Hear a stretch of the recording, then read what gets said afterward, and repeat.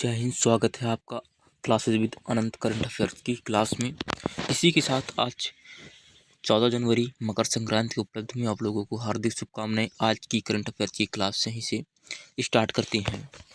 आज का जो विचार है, संघर्ष हमें थका जरूर देता है लेकिन साथ साथ हमें अंदर से सुंदर और मजबूत बना देता है। इसी के साथ क्लास को स्टार्ट करते हैं। हाल ही में किस देश ने रूस के खिलाफ सख्त प्रतिबंधों की घोषणा किया है? वो जापान। जापान ने रूस के खिलाफ सख्त प्रतिबंधों की घोषणा किया है। इसी के साथ हम आगे बढ़ते हैं। हाल ही में भेल ने किस देश में जल विद्युत परियोजना शुरू किया है? हो जाएगा भूटान। भूटान के साथ भेल कंपनी ने हाल ही में जल विद्युत परियोजना शुरू किया है। इसी के साथ हम आगे बात करते हैं। हाल ही में आई रिपोर्ट के अनुसार पिछले 10 वर्षों में भारत के राष्ट्रीय राजमार्गों में डैश की वृद्धि दर्ज की गई है।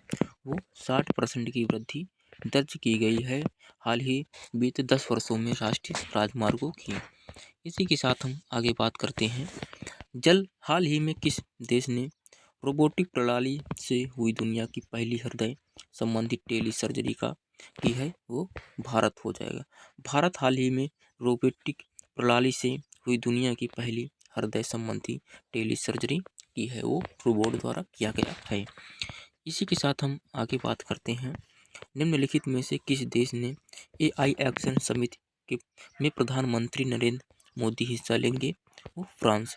फ्रांस के AI एक्शन समिट में प्रधानमंत्री नरेंद्र मोदी हिस्सा लेने वाले हैं। इसी के साथ हम आगे बात करते हैं। हाल ही में किस राज्य की पुलिस ने नागरिक फीडबैक पहल शुरू की है? वो तेलंगाना। तेलंगाना पुलिस ने हाल ही में नागरिक फीडबैक पहल की शुरू किया है, जो कि हाल ही में किस IIT संस्थान ने एशिया की सबसे बड़ी उथली तरंग बेसिन का अनावरण किया है? हो जाएगा IIT मद्रास। IIT मद्रास ने एशिया की सबसे उथली तरंग बेसिन का अनावरण किया है। इसी के साथ हम आगे बात करते हैं। हाल ही में किस medical college and research institute को दक्षिण भारत की पहली संक्रामक रोग अनुसंधान प्रयोगशाला स्थापित करने के लिए चुना गया है? वो Bengaluru medical college research institute को दक्षिण भारत की पहली संक्रामक रोग अनुसंधान प्रयोगशाला स्थापित करने के लिए चुना गया है। इसी के साथ आगे बात करते हैं।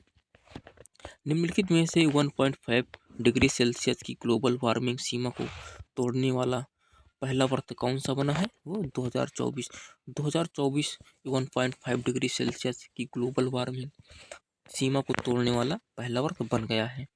हाल ही में बता दें आपको कि 22 जुलाई 2024 का यह अब तक का सबसे गर्म दिन था। ये आप लोगों को पता होना चाहिए कि 22 जुलाई सबसे गर्म दिन था और इतिहास में सबसे गर्म साल 2024 था, जो कि 1.5 डिग्री सेल्सियस को पार कर चुका है। इसी के साथ हम आगे बात करते हैं। हाल ही में कहाँ ज्वालामुखी विस्फोट हुआ है? वो इंडोनेशिया में ज्वालामुखी विस्फोट हुआ है। इसी के साथ हम आगे बात करते हैं। प्रतिवर्ष भारत के किस तारीख को राष्ट्रीय युवा दिवस के रूप में मनाया जाता है? जाएगा 12 जनवरी। 12 जनवरी को राष्ट्रीय युवा दिवस के रूप में मनाया जाता है और युवा दिवस स्वामी विवेकानंद की जन्म दिवस पर हम बनाते हैं। इसी के साथ आगे बात करते हैं। निम्नलिखित में से किसने मादक पदार्थों की तस्करी और राष्ट्रीय सुरक्षा पर नई दिल्ली में क्षेत्रीय सम्मेलन की अध्यक्षता की है? हो जाएगा गृह मंत्री अमित शाह। गृह मंत्री अमित शाह ने मादक पदार्थों की तस्करी और राष्ट्रीय सुरक्षा पर नई दिल्ली में क्षेत्रीय सम्मेलन की अध्यक्षता किया है। इसी के साथ हम आगे बात करते हैं। निम्नलिखित में से राज्य के 11 से 25 जनवरी 2025 तक राज्यव्यापी संविधान गौरव अभियान का आयोजन हो रहा है? वो मध्य प्रदेश में संविधान गौरव अभियान दिवस 11 से 25 जनवरी 2025 तक राज्यव्यापी गौरव दिवस का आयोजन हो रहा है। इसी के साथ हम आगे बात करते हैं। हाल ही में किसके द्वारा महाकुंभ 2025 के लिए आकाशवाणी के विशेष चैनल कुंभवाणी और कुंभ मंगल धुन का उद्घाटन किया गया है? वो श्री योगी आदित्यनाथ द्वारा आकाशवाणी के विशेष चैनल जैसे कुंभवाणी और कुंभ मंगल धुन का उद्घाटन किया गया है। इसी के साथ हम आगे बात करते हैं, जो कि हाल ही में किसने हिम कवच नामक एक multi layer clothing system design किया है। वो हो जाएगा रक्षा अनुसंधान एवं विकास संगठन, जिसे हम DRDO कहते हैं। इसी के साथ हम आगे बात करते हैं, हाल ही में किस देश में वैश्विक हिंदी दिवस का पहला हिंदी प्रमाण पत्र पाठ्यक्रम शुरू किया गया है। वो श्रीलंका। श्रीलंका द्वारा हिंदी दिवस पर पहला हिंदी प्रमाण पत्र पाठ्यक्रम शुरू करने वाला देश बन गया है। इसी के साथ हम आगे बात करते हैं, निम्नलिखित में से किस देश की फ्लोटिंग न्यूक्लियर पावर प्लांट का शुरुआत करके परमाणु ऊर्जा क्षेत्र में प्रगति की है। वो रूस ने परमाणु ऊर्जा क्षेत्र में प्रगति न्यूक्लियर पावर प्लांट की शुरुआत करके परमाणु ऊर्जा क्षेत्र में प्रगति किया है। इसी के साथ हम आगे बात करते हैं, हाल ही में केंद्रीय राजीव रंजन सिंह ने कहा मेगा उद्यमिता विकास सम्मेलन 2025 का उद्घाटन किया है। वो पुणे में केंद्रीय मंत्री राजीव रंजन ने मेगा उद्यमिता विकास सम्मेलन 2025 का उद्घाटन किया है। इसी के साथ हम आगे बात करते हैं, हाल ही में भारत के किस राज्य में फसल कटाई की उपलब्ध में गान नगाई उत्सव मनाया जाता है।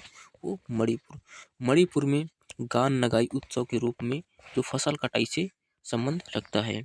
इसी के साथ हम आगे बात करते हैं, हाल ही में कहाँ 29वें वाल्टन इंडिया इकोनॉमिक फोरम 2025 का उद्घाटन हुआ है। वो महाराष्ट्र में 29वें वाल्टन इंडिया इकोनॉमिक फोरम की उद्घाटन हुआ है। इसी के साथ हम आगे बात करते हैं, हाल ही में भारत द्वारा किस देश को राफेल तूफान के बाद मानवीय सहायता भेजी गई है। वो क्यूबा भारत द्वारा राफेल तूफान में मानवीय सहायता जो कि क्यूबा को भेजा गया है। इसी के साथ हम आगे बात करते हैं, राष्ट्रीय युवा दिवस के अवसर पर किसने विकसित भारत @ 2047 के लिए युवा शक्ति की दृष्टिकोण नामक पुस्तक का उद्घाटन किया है। वो माननीय प्रधानमंत्री नरेंद्र मोदी द्वारा विकसित भारत @ 2047 के लिए युवा शक्ति दृष्टिकोण नामक पुस्तक का उद्घाटन किया गया है। इसी के साथ हम आगे बात करते हैं, हाल ही में किस देश की पत्रिका ने नीरज चोपड़ा को वर्ष का सर्वश्रेष्ठ पुरुष भाला फेंक खिलाड़ी चुना है। वो अमेरिका की पत्रिका ने नीरज चोपड़ा को वर्ष का सर्वश्रेष्ठ पुरुष भाला फेंक चुना है। इसी के साथ हम आगे बात करते हैं, हाल ही में आप लोगों को बता दो कि जो पेरिस ओलंपिक 2024 का हुआ है, इसमें नीरज चोपड़ा ने रजत पदक जीता है, जो सिल्वर पदक, और गोल्ड पदक अरशद नदीम जो कि पाकिस्तान से बिलोंग करते हैं, ये हो जाएंगे। हाल ही में जल प्रबंधन को बढ़ावा देने के लिए वाटर 360 डिग्री सम्मेलन कहाँ शुरू हुआ है। वो रायपुर राजस्थान में है। उसमें वाटर 360 डिग्री सम्मेलन शुरू हुआ है, जो कि जल प्रबंधन को बढ़ावा देने के लिए है। इसी के साथ हम आगे बात करते हैं, इसरो ने स्पेस डॉकिंग एक्सपेरिमेंट के तहत कितने मीटर रेंज के उपग्रह लाए हैं। वो 3 मीटर। इसरो ने 3 मीटर स्पेस डॉकिंग एक्सपेरिमेंट्स के तहत जो कि 3 मीटर रेंज के उपग्रह लाए हैं। इसी के साथ हम आगे बात करते हैं, हाल ही में महिला हॉकी लीग का आयोजन कहाँ हुआ है। वो हो जाएगा रांची में महिला हॉकी इंडिया का लीग आयोजन हुआ है। इसी के साथ हम आगे बात करते हैं, जो कि हाल ही में भूविज्ञान का अन्वेषण के क्षेत्र में मंगोलिया के साथ एक समझौते पर हस्ताक्षर करेंगे। वो भारत और 2024 में भारत की औद्योगिक वृद्धि दर कितने प्रतिशत हुआ है। वो हो जाएगा 5.2, जो कि भारत का औद्योगिक वृद्धि दर हाल ही में हुआ है। इसी के साथ हम आगे बात करते हैं, हाल ही में प्रधानमंत्री नरेंद्र मोदी सोनमार्ग सुरंग का उद्घाटन कहाँ किया है। वो हो जाएगा जम्मू कश्मीर में हाल ही में सोनमार्ग सुरंग का उद्घाटन किया है।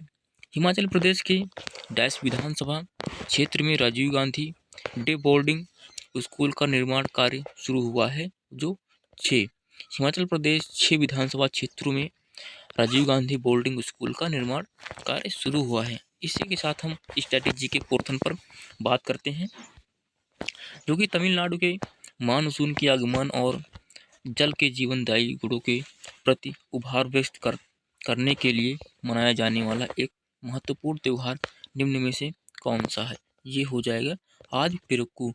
आदि पिरुक्कू तमिलनाडु के मानसून के आगमन पर मनाया जाने वाला त्यौहार है।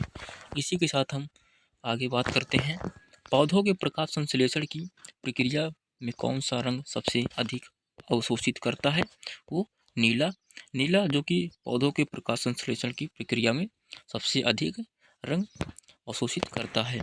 इसी के साथ हम आगे बात करते हैं, मानव शरीर में रक्त के थक्के जमाने में कौन सा प्रोटीन महत्वपूर्ण भूमिका निभाता है। ये हो जाएगा थ्रोम्बिन, जो कि रक्त को जमाने में सबसे अहम प्रोटीन होता है। इसी के साथ हम आगे बात करते हैं, भारत में अंतःस्थलीय जलाशय का मुख्य क्षेत्र डैश है जहां लूनी, रुपेड़ और सुगरी जैसी नदियां बहती हैं। ये हो जाएगा राजस्थान। राजस्थान जो कि लूनी नदी को राजस्थान का सूग भी कहा जाता है, और ये जहाँ पर लूनी नदी का आपको डैश मिल जाए तो अधिकतर आपको समझना भी चाहिए कि ये राजस्थान से संबंधित हो सकता है। इसी के साथ हम आगे बात करते हैं, भारत का सबसे बड़ा राष्ट्रीय पार्क निम्नलिखित में से कौन सा है। ये हो जाएगा हेमिस नेशनल पार्क, जो कि लेह लद्दाख में स्थित है। ये सबसे बड़ा और सबसे ऊंचा भी है। इसी के साथ हम आगे बात करते हैं, संघ का यह कर्तव्य होगा कि वह बाहरी आक्रमण और आंतरिक अशांति में प्रत्येक राज्य की रक्षा करे। यह प्रावधान किस अनुच्छेद में लिखा गया है। वो अनुच्छेद 357 में लिखा गया है कि संघ का यह कर्तव्य होगा कि वह बाहरी आक्रमण और आंतरिक अशांति के प्रति राज्य की रक्षा करें। इसी के साथ आज हम अगले प्रश्न पर बात करते हैं, जो निम्नलिखित में से कौन सा ग्रामीण बैंकिंग की संस्थागत संरचना का हिस्सा नहीं है। हो जाएगा साहूकार। ये आपका क्षेत्र ग्रामीण बैंक भी है, सहकारी बैंक भी है, भूमि विकास बैंक भी हो जाएगा, पर ये साहूकार नहीं होगा। इसी के साथ हम आज बात करते हैं, निम्नलिखित शासकों में कौन गुज्जर प्रतिहार वंश का संस्थापक था। ये नागभट्ट प्रथम, जो कि गुज्जर प्रतिहार वंश के संस्थापक के रूप में जाना जाता है। इसी के साथ हम आज के अगले प्रश्न पर बात करते हैं, निम्नलिखित में से कौन सा भाग चोल राजवंश का शासन नहीं है। हो जाएगा दक्षिण भारत। दक्षिण भारत चोल राजवंश का शासक नहीं था। इसी के साथ आज के हम आखिरी प्रश्न पर बात करते हैं, जो कि उद्यमी नीति का निर्माण की शुरुआत से लेकर नीति को लागू करने और फिर उत्पादन की देखरेख और कई अन्य कार्य करता है। उद्यमियों का सबसे आवश्यक कार्य क्या होता है। ये जोखिम वहन, जो कि आप किसी भी फसल को उगाते हैं या कुछ भी करते हैं, अगर उसमें आप जोखिम डाल रहे हैं तो तभी आप सक्सेस होंगे। इसी के साथ आज की क्लास यहीं पर रखते हैं। आप लोगों को क्लास कैसी लगी है कमेंट में ज़रूर बताना। अगर चैनल पर नए हैं तो चैनल को सब्सक्राइब जरूर करना।